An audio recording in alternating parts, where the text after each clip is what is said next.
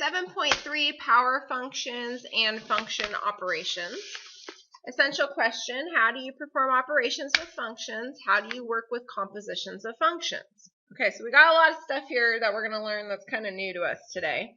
All built on stuff that we already know how to do. So let's start with a power function. So we've been talking about working with powers or with exponents. Well, power functions have exponents. So a power function, by definition, looks like y equals some dilation factor like a times x raised to the b power.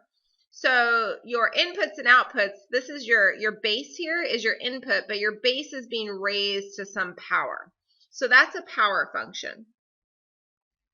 And of course, we can have all of our translations. So I could have had like x minus h in here and then plus k.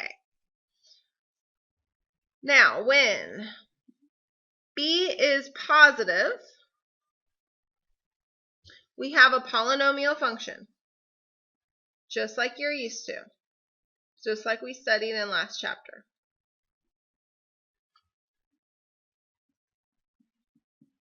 So maybe you have like 5x squared, right, which you know is a parabola. Well, what happens when it's negative? So when b is negative, we have what we call a rational function.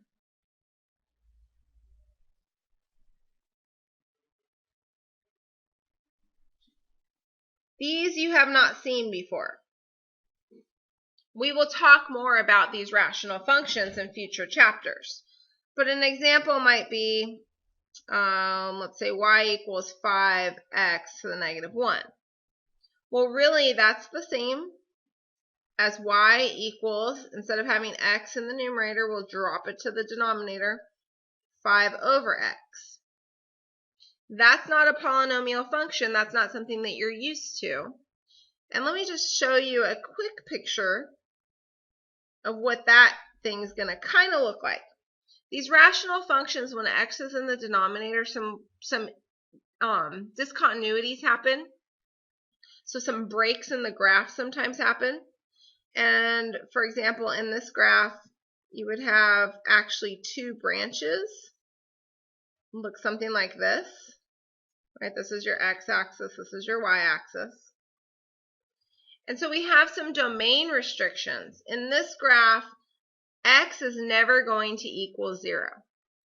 Okay, and that's because you can't divide by 0. So what you end up with is some domain restrictions with these guys. Okay, so that's kind of important anytime that you have a rational function, because your power was negative on your variable, you're going to probably end up with some domain restrictions. Okay, so that's, in general, that's a power function, and we'll work more with these later. All right, so let's do an example where we end up with some type of discontinuity. So we're going to let f of x equal 2x squared plus 4x. And we're also going to let g of x equal x plus 2. And we're going to find a new function by doing some operation with these two functions. So we're going to find a new function called h of x, which is going to equal f of x divided by g of x. Okay, well, pretty simply, I'm going to put f of x in where f of x is, so that's 2x squared plus 4x. Divide that by g of x, which is x plus 2. Okay, so I get this whole new function called h of x. Now let's simplify h of x. So what I notice about h of x is in the numerator there's a common factor that I can factor out. That is 2x, and I'm left with x plus 2. And on the bottom, I've still got that x plus 2. Now what do you notice about h of x? There's a common factor in both numerator and denominator. So I can divide out that common factor, and really h of x is just equal to 2x. Well, if I told you that, if I tell you h of x is equal to 2x, and I don't tell you where h of x came from, so any of this above stuff, then if you were to ever graph this, you would think that you would just end up with a line that is continuous forever, right, with a slope of 2 and goes through the origin. So you would think, I don't know, let's pretend like I go up 2 over 1, down 2 over 1. Right, so you would think that this is my function. You would think that this is my graph. You would think that this is, oops, let me label it just h of x. Problem is, that's not what h of x is. Notice in your denominator here, you divided by x plus 2. Now, if x ever equaled negative 2, you're going to have a huge problem here, right? Because you can't divide. That's going to make this 0, and you can't divide by 0. Okay? So there is, in fact, a domain restriction that you need to put in here when you simplify combining these two or dividing these two functions. You need to let everybody know, hey, by the way, x cannot equal negative 2, because if it does, I, in fact, will end up with some undefined value here. So truly at negative 2, let's see, so that's going to be about here. We'll make that negative 1. So at negative 2, I'd actually be at negative 4, right? So that's going to be about here. I'll extend my arrow a little. I'm going to have a hole. I cannot allow x to be negative 2. Okay, so I'm going to end up with this hole. This is what we call a discontinuity, and you'll learn way more about that later on in math. Okay, but right now it's a place where this graph can't exist. I cannot have an x value of negative 2, because if I do, my denominator becomes 0, making this whole thing undefined. Okay, everywhere else, h of x is defined. It just can't be defined where the denominator becomes 0. Okay, so this would be my final answer. We would have to specify, though, that, just because this is h of x, knowing where it comes from, we know that x cannot equal negative 2. All right, we're going to do a few problems from your textbook. Let's do page 418.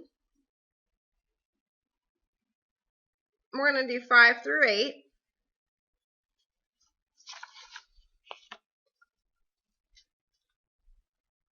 Okay, well, don't look at all that yet.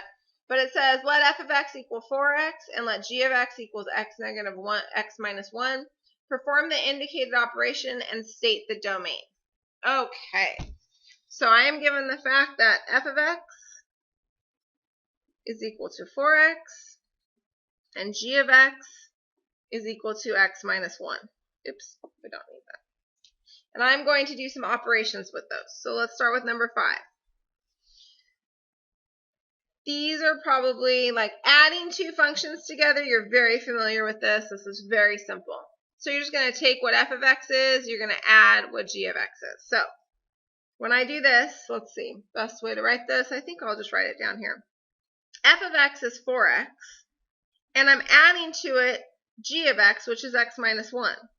Now you can put parentheses here because you're adding that quantity. But remember, what's outside these parentheses is a 1, and when you distribute that 1, you get exactly what you have here.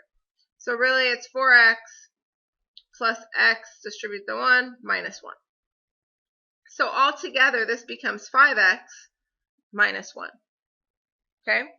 Now, what I did was I just took a linear function and added another linear function. No tricks were happening here, right? I'm not dividing by 0. I'm not taking the root of, let's say, like a negative number. So I think I'm good. Okay, so this is going to be my new function, right? When I combine these two, I get this new function. It says perform the indicated operation and state the domain. So the domain here is going to be all real numbers. Okay, so I'm going to just make a little note here. Domain is all real numbers. I can put any number in here, and I'm going to be totally fine. Okay, so that would be my answer for that one.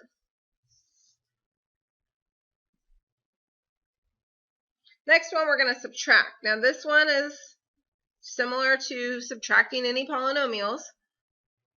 You have to be careful with that subtraction sign. So I'm going to take 4x, and from that I'm going to subtract the quantity x minus 1. Now subtracting this quantity, it does change. This subtraction does change this quantity, right? Everything in this second polynomial becomes the opposite of what it was. So I'm distributing like a negative 1 here. So that's minus x plus 1. So you end up with a total of 3x plus 1. Now let's talk about the domain. I haven't divided by 0, or I haven't divided by anything that maybe, could become 0 and therefore undefine this combination of functions. And I'm not taking the root of like a negative number. So there's no funny business here. Again, it's a linear function. Subtract a linear function. Your domain is just going to be all real numbers.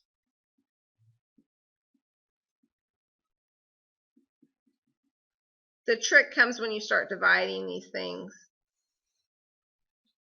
And that's when your domain starts to get a little bit funky.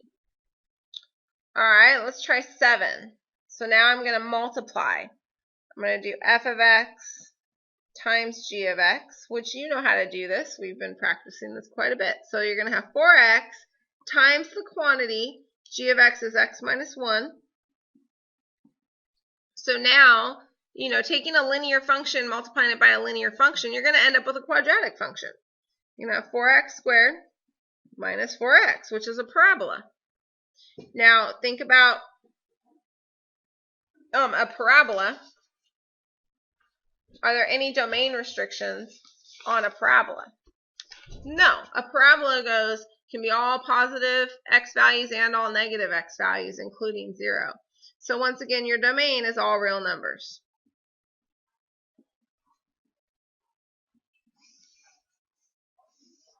Okay, and then let's do one more of these. We'll do number 8.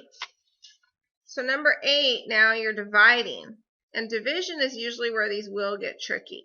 I'm taking a linear function and I'm dividing by a linear function.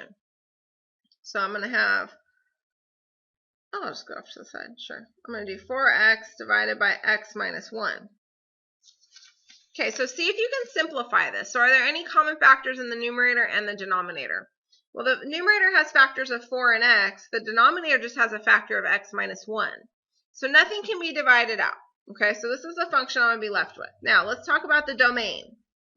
What would make this thing undefined? Right? What x value, if I plug it in, is going to make this undefined? A couple ways you can do this. You can think about it, right? If I plug a 1 in there and subtract 1, I'm going to get 0, and that's not going to be okay. I can't divide by 0. You can also always take your denominator and set it equal to 0 if it was like a really complicated denominator. Figure out what that is and say, hey, my domain can't equal that. So let's see, if I add 1 to both sides, I'll get x equals 1. So you know that your domain, basically x cannot equal 1. If it does equal 1, you're going to have a denominator of 0. It's going to be undefined. Okay, so let's see, I should have gone down, but that's okay. So that's going to be your final answer for that one. Okay, so I gave you a handout in class, and it talks about operations on functions. And basically, we can take any two functions that we want, and we can create a new function, they're calling it h here, by performing any of the basic 4 operations, addition, subtraction, multiplication, and division, on the two functions that we've been given. So if you were given these two functions, for example, and you want to add them together, this is what it would look like. Subtract them, multiply them, divide them. Now the domain of h, or that new function, will consist of the x values that are in the domains of both f and g. So if anything's undefined in one of these functions to begin with, it'll be undefined in the new function h. Now, very importantly, as we have already looked at, the domain of a quotient, right, quotient meaning division, does not include x values for which the denominator is equal to 0. Okay, you cannot have a denominator equal to 0, so that's where you have to restrict that domain. We'll come back and talk a little bit more about this in a few minutes. Let's talk about composition of functions.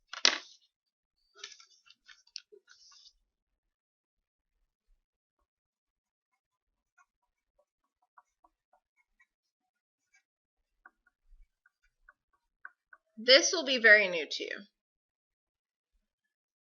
And it'll take a minute to learn it. Come see me if you have any questions. But a composition of functions is where you take a function and you plug it into another function. So in place of like the input, like x, for example, you would plug a completely different function in there. So for example, just in general, h of x, our new function, might have f, the function f, where we have now plugged g of x into f of x. The way that we say this is f of g of x. And what this actually means is that g of x is the input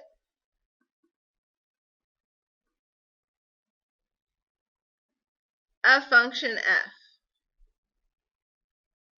or f of x.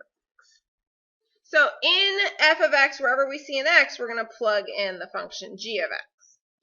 Okay, so let's give you some examples with that. So we're gonna finish up that page 418.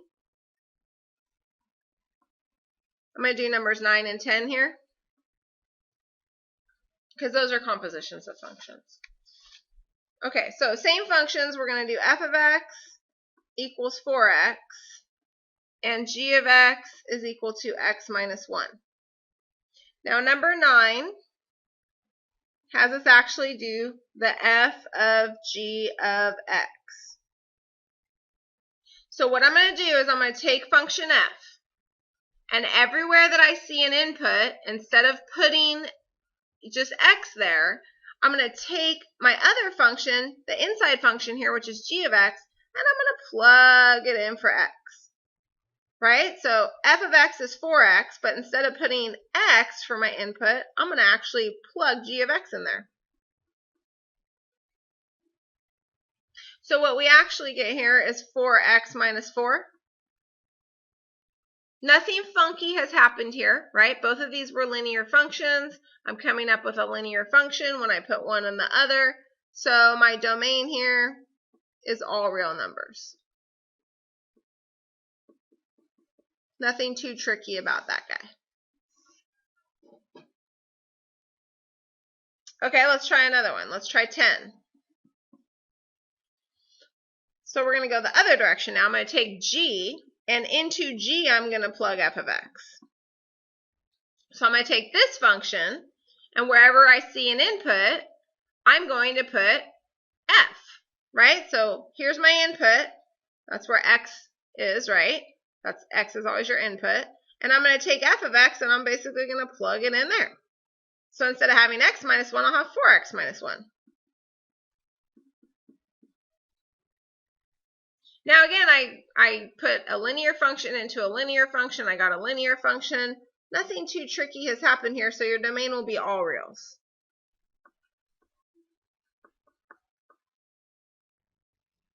Let's see, so this is my final answer here. Let's do one more just for fun, because sometimes you'll see this.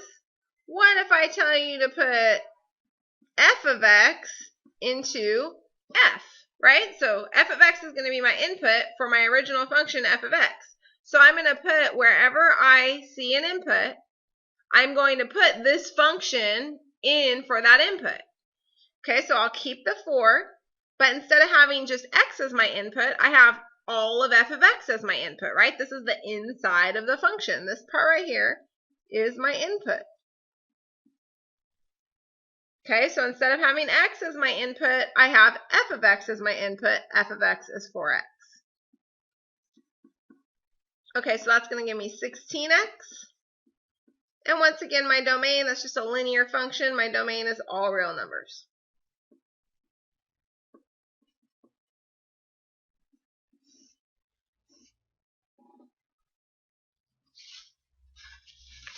All right, so the hardest part about composition of functions is, first of all, you have to understand that functions have inputs. Okay, and then when you're plugging another function in for the input, like this g of x here is now my input. Right, so I'm going to take whatever, instead of having x as my input, I'm going to take whatever g of x was, and I'm going to put it in for x. So that becomes my input now. The function is now my input. All right, let's talk about a domain, the domain of a function. So I'll try and give you a couple of key times to think about when your domain is going to be weird. So for these, none of these were weird, okay? So let's talk about a domain of a function. And this will either be from operations or from compositions.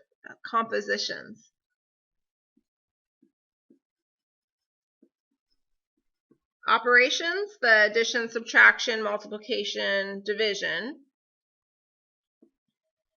Or from compositions, where you plug one into the other. Okay, so we've already talked a little bit about this. It's always going to consist of x values of f of x and g of x, except exclude some x values. Okay, so consists of x values of the functions that you're working with. So I'm just going to go with, we've been working with f of x and g of x to get a new function like h of x.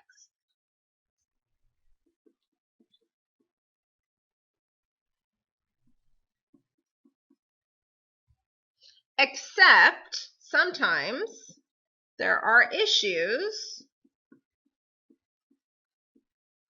So we're going to exclude any x values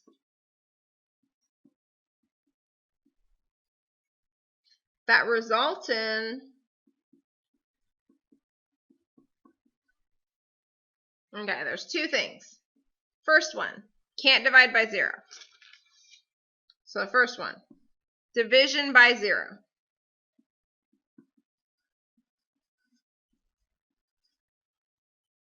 And that was just like number 8 here.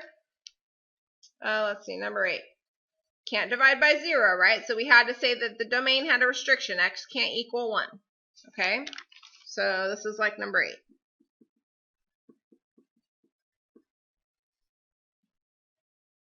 The second one we haven't actually given you an example of, but you can't take the even root of a negative number. So even rooting of a negative number.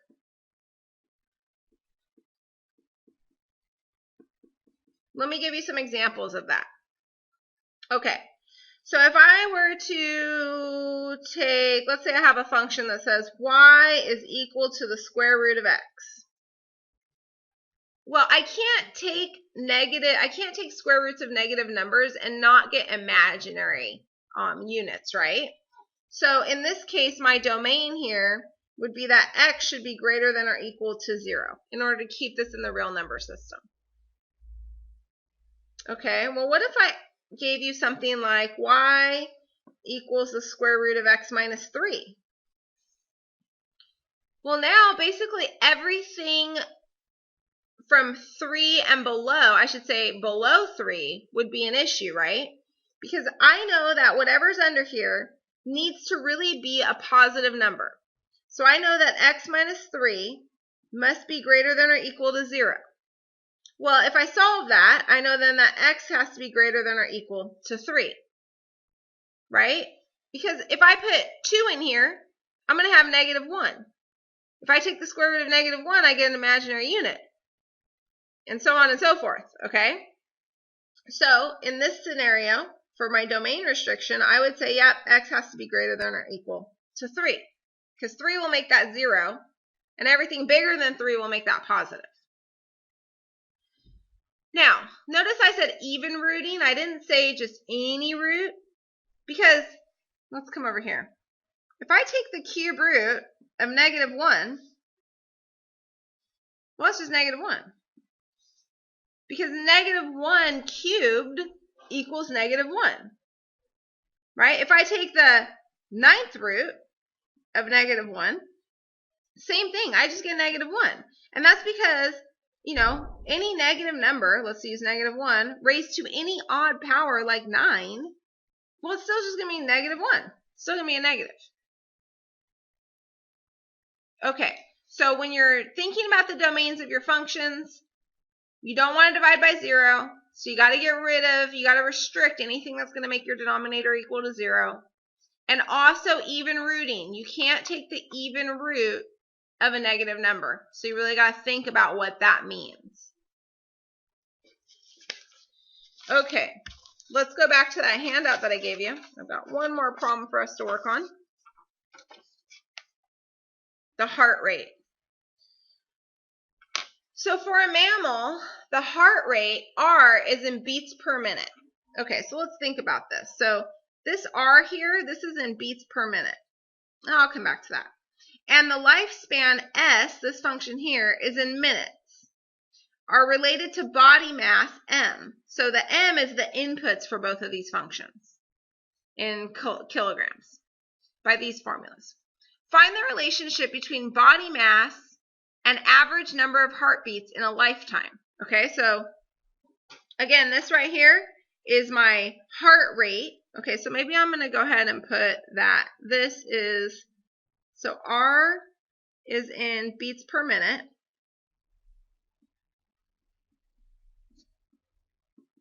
Right, beats per minute. Okay, and S, the units in there, units are important. The units in there are in minutes, right? Basically per your lifetime. How many minutes do you have in your lifetime? Okay, that's what S is. We're going to find the relationship between body mass and average number of heartbeats in a lifetime by calculating R of M times S of M. So let's think about it. If I take these two things and I multiply them together, then I'm going to have beats per minute. This is, I should say, this is R times S. I'm going to have beats per minute from R. I'm going to multiply that by minutes per lifetime. What's going to happen with these minute units? These are going to reduce out. And you're going to be left with beats per lifetime.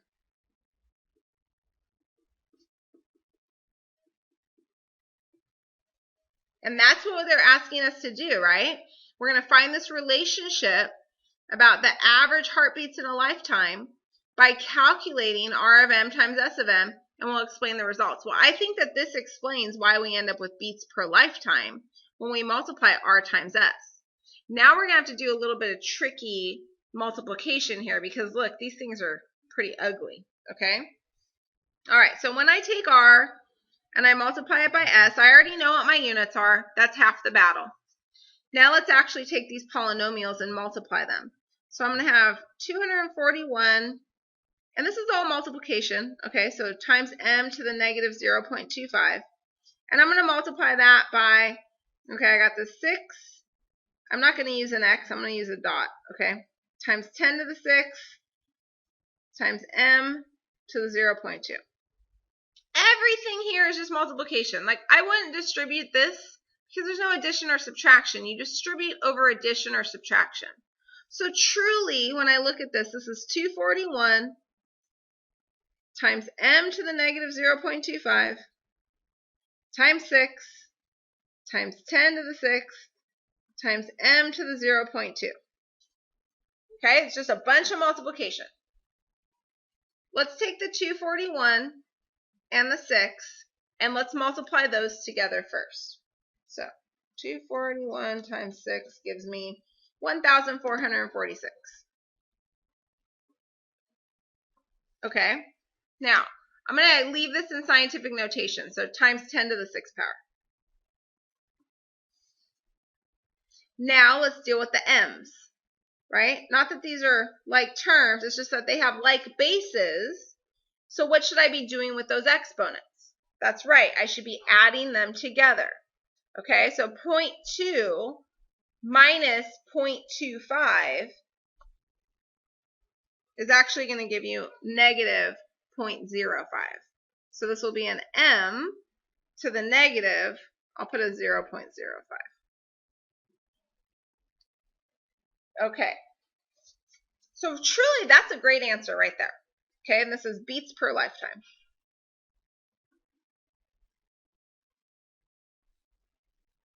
Or you could write it like this, beats per lifetime. Okay? Now, guess what? Your book doesn't write the answer like this. So your book instead has this as a decimal raised to 10 to the 9th power. So it's important. I mean, I think that this is a fine answer, except for maybe that negative exponent. Okay? But it's important to understand why they have 10 to the 9th power. So they add 3 more zeros, right? 10 to the 6 has 6 zeros. 10 to the 9th has 3 more zeros. Well, where did they get those zeros from? Well, they go ahead and they add on to your scientific notation. So right now my decimal's there. If I go back 3 places, right, then this would be 1.446 times 10 to the 3rd power, right? That's the same as that, times 10 to the 6th power. And while I'm making this beautiful, let's go ahead and get rid of that negative. So I should be taking the reciprocal of my base and making my exponent positive. And this is beats per lifetime. However you want to say it. Maybe this time I'll write it like this. Same thing. Okay, well, great. Now it's in scientific notation almost completely. 1.446 times 10 to the, well, like bases, we're getting multiplied. We're going to add those exponents. Okay, and that was all over 1. So I think I'll put that, I can put that on the bottom. M to the 0.05. How about beats per lifetime? Right? Or you could have left the M in the numerator with a negative, although I'm not really a big fan of that. So that would be how I think we should look at it. Okay, so I think the explanation of where I got my units, here's my explanation of my units. Okay, so this is important stuff right here. That's that unit analysis. That is huge. And then here's my final calculation of R times S. It's going to look like that.